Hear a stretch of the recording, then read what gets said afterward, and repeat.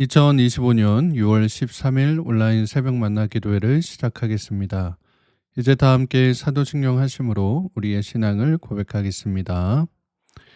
전능하사 천지를 만드신 하나님 아버지를 내가 믿사오며 그 외아들 우리 주 예수 그리스도를 믿사오니 이는 성령으로 잉태하사 동정녀 마리아에게 나시고 본디오 빌라도에게 고난을 받으사 십자가에 못 박혀 죽으시고 장사한 지 사흘 만에 죽은 자 가운데서 다시 살아나시며 하늘에 오르사 전능하신 하나님 우편에 앉아 계시다가 저희로서 산자와 죽은 자를 심판하러 오시리라.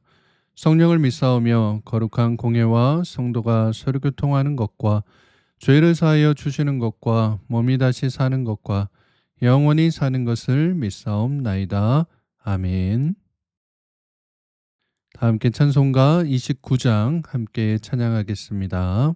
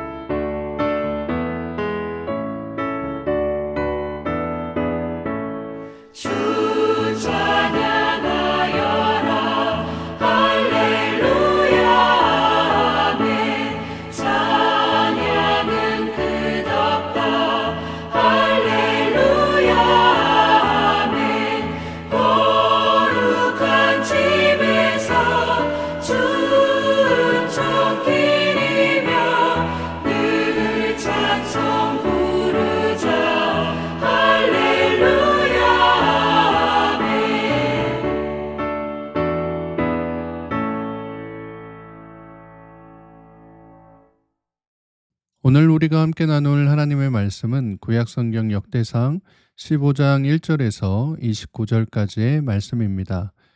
역대상 15장 1절에서 29절까지의 말씀을 공동체 성경 읽기로 함께 읽도록 하겠습니다. 제 15장.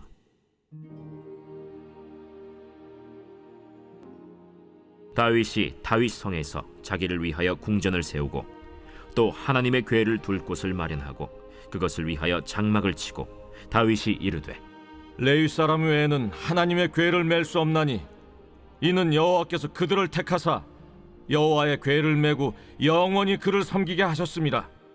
다윗이 이스라엘 온 무리를 예루살렘으로 모으고 여호와의 궤를 그 마련한 곳으로 메어 올리고자 하여 다윗이 아론 자손과 레위 사람을 모으니 그핫 자손 중에 지도자 우리엘과 그의 형제가 120명이요 므라리 자손 중에 지도자 아사야와 그의 형제가 220명이요 게르손 자손 중에 지도자 요엘과 그의 형제가 130명이요 엘리사반 자손 중에 지도자 스마야와 그의 형제가 200명이요 헤브론 자손 중에 지도자 엘리엘과 그의 형제가 80명이요 우시엘 자손 중에 지도자 암미나답과 그의 형제가 112명이라.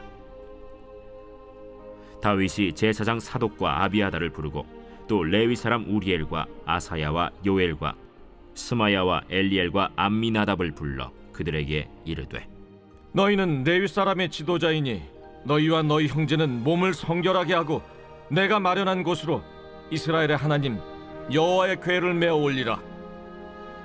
전에는 너희가 매지 아니하였으므로 우리 하나님 여호와께서 우리를 찢으셨으니 이는 우리가 규례대로 그에게 구하지 아니하였음이라. 이에 제사장들과 레위 사람들이 이스라엘 하나님 여호와의 궤를 메고 올라가려 하여 몸을 성결하게 하고 모세가 여호와의 말씀을 따라 명령한 대로 레위 자손이 채 하나님의 궤를 꿰어 어깨에 매니라. 다윗이 레위 사람의 어른들에게 명령하여 그의 형제들을 노래하는 자들로 세우고 비파와 수금과 재금 등의 악기를 울려서 즐거운 소리를 크게 내라 하매, 레위 사람이 요엘의 아들 헤만과 그의 형제 중 베레야의 아들 아삽과 그의 형제 므라리 자손 중에 구사야의 아들 에단을 세우고, 그 다음으로 그들의 형제 스가랴와 벤과 야시엘과 스미라못과 여히엘과 운니와 엘리압과 브나야와 마세야와 마띠디야와 엘리블레후와 믹네야와 문지기 오벳에돔과 여이엘을 세우니, 노래하는 자 헤만과 아삽과 에단은 놋재금을 크게 치는 자요, 스가랴와 아시엘과 스미라못과 여히엘과 운니와 엘리압과 마세야와 브나야는 비파를 타서 알라못에 맞추는 자요, 마띠디야와 엘리블레후와 믹네야와 오벳에돔과 여이엘과 아사시야는 수금을 타서 8재음에 맞추어 인도하는 자요, 레위 사람의 지도자 그나니아는 노래에 익숙함으로 노래를 인도하는 자요, 베레기야와 엘가나는 궤 앞에서 문을 지키는 자요, 제사장 스바냐와 요사밧과 느다넬과 아미세와 스가랴와 브나야와 엘리에셀은 하나님의 궤 앞에서 나팔을 부는 자요, 오벳에돔과 여히야는 궤 앞에서 문을 지키는 자이더라. 이에 다윗과 이스라엘 장로들과 천부장들이 가서 여호와의 언약궤를 즐거이 메고 오벳에돔의 집에서 올라왔는데, 하나님이 여호와의 언약궤를 맨 레위 사람을 도우셨으므로 무리가 수송아지 7마리와 순양 7마리로 제사를 드렸더라. 다윗과 및 궤를 맨 레위 사람과 노래하는 자와 그의 우두머리 그나니아와 모든 노래하는 자도 다 세마포 겉옷을 입었으며, 다윗은 또 배 에봇을 입었고, 이스라엘 무리는 크게 부르며 뿔나팔과 나팔을 불며 재금을 치며 비파와 수금을 힘있게 타며 여호와의 언약궤를 메어 올렸더라. 여호와의 언약궤가 다윗 성으로 들어올 때 사울의 딸 미갈이 창으로 내다보다가 다윗 왕이 춤추며 뛰노는 것을 보고 그 마음에 업신여겼더라.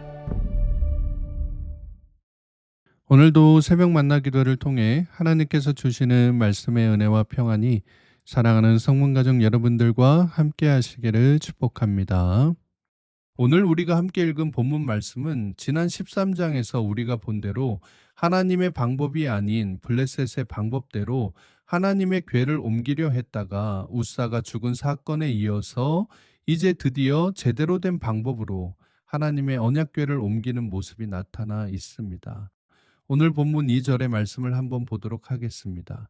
다윗이 이르되 레위 사람 외에는 하나님의 궤를 맬 수 없나니 이는 여호와께서 그들을 택하사 여호와의 궤를 메고 영원히 그를 섬기게 하셨음이라 하고, 여기 보면 레위 사람 외에는 하나님의 궤를 맬 수 없다. 하나님께서 그들을 택하사 이 섬김을 맡기셨다라고 이야기하지요. 어떻습니까? 이제야 다윗이 정신 차렸죠. 말씀에 대해 공부한 티가 팍팍 납니다. 본인도 그렇게 깨달았다라고 말을 하는 거예요. 13절 말씀에 전에는 너희가 매지 아니하였으므로 우리 하나님 여호와께서 우리를 찢으셨으니 이는 우리가 규례대로 그에게 구하지 아니하였음이라 하니라고 말씀합니다. 또한 15절 말씀과 같이 모세가 여호와의 말씀을 따라 명령한 대로 레위 자손이 채 하나님의 궤를 꿰어 어깨에 매니라 라고 말씀합니다. 즉 이제는 하나님께서 명하신 규례대로 여호와의 말씀을 따라 명령한 대로 법궤를 메어오라고 지시합니다. 자, 이렇게 하나님의 말씀대로 행했더니 어떻게 되었느냐? 본문 25절 말씀입니다. 이에 다윗과 이스라엘 장로들과 천부장들이 가서 여호와의 언약궤를 즐거이 메고 오베데돔의 집에서 올라왔는데, 여기 25절에서 언약궤를 어떻게 메고 올라왔다고 말씀합니까? 즐거이 메었다라고 말씀합니다. 문장 배열에 따라 15절과 같이 레위인들이 언약궤를 메고 그와 함께 나팔 부는 제사장들, 악기를 연주하는 자들, 문지기들, 거기에 다윗과 이스라엘 장로들과 천부장들까지 쭉 도열해서 이동하는데 그 얼굴에 기쁨이 가득한 거예요. 13장에서 처음 법궤를 옮길 때는 그저 본인들의 열심으로 본인들의 힘으로 했다가 큰 일을 당했었는데 지금은 하나님께서 함께 하심으로 하나님께서 주시는 기쁨으로 즐겁게 메고 올라가고 있다는 것입니다. 사랑하는 여러분, 이런 모습이 바로 말씀을 제대로 순종했을 때 나오는 참된 기쁨의 모습인 거예요. 오늘 설교 제목과 같이 우리가 하나님의 말씀을 따라 하나님의 명령에 순종할 때 우리 삶 가운데 나타나는 진정한 기쁨의 모습인 것입니다. 이러한 기쁨으로 언약궤를 메고 올라갔더니 어떻게 되었느냐? 본문 26절 말씀입니다. 하나님이 여호와의 언약궤를 맨 레위 사람을 도우셨으므로 무리가 수송아지 7마리와 수샹 7마리로 제사를 드렸더라. 여기 번역에는 빠져 있지만 히브리어 원문을 보면 26절 맨 앞에 와예히 빼라고 해서 그리고 이렇게 했더니라는 단어가 붙어 있습니다. 즉 다윗과 이스라엘 백성들이 하나님의 말씀에 순종함으로 하나님께서 주시는 기쁨 가운데 법궤를 옮기는 일을 행했더니 그렇게 했더니 하나님께서 그 법궤를 맨 사람을 도우셨다고 말씀합니다. 사랑하는 성문교회 가족 여러분, 우리가 때로 말씀대로 살지 못해서 말씀에 순종하지 못해서 혹은 말씀을 잘 알지 못해서 실수하고 하나님의 진노를 받는 경우를 보게 됩니다. 하지만 그때 우리가 낙심하지 말 것은 우리를 무너뜨리려고 하나님께서 진노하시는 것이 아니라 다시 우리를 부르시사 하나님께서 주시는 기쁨 가운데 살아가게 하시려는 하나님의 사랑의 계획이 있기 때문입니다. 전에는 내 힘으로 내 생각대로 법궤를 옮기려다가 하나님의 진노를 샀다면 이제는 하나님의 힘으로 하나님의 방법대로 법궤를 옮기니 하나님의 도움, 바로 그 사랑을 경험하게 되었다는 거예요. 그래서 이에 대한 감사로 수송아지 7마리와 수샹 7마리로 하나님께 감사 제사를 드리는 모습이 나옵니다.